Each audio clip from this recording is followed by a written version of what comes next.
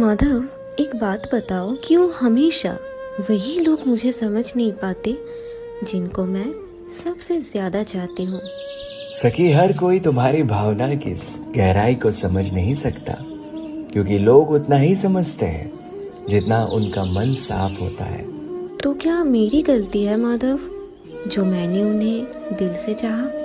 नहीं सखी, चाहना कभी गलती नहीं होता, पर आशा लगाना कि हर कोई उस चाह को समझे, वो मोह होता है। कर्म करो पर फल की चिंता ना करो।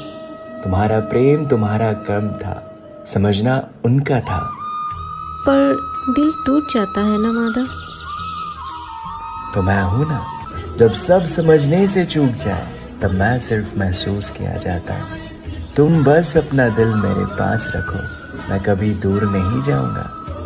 राधे राधे।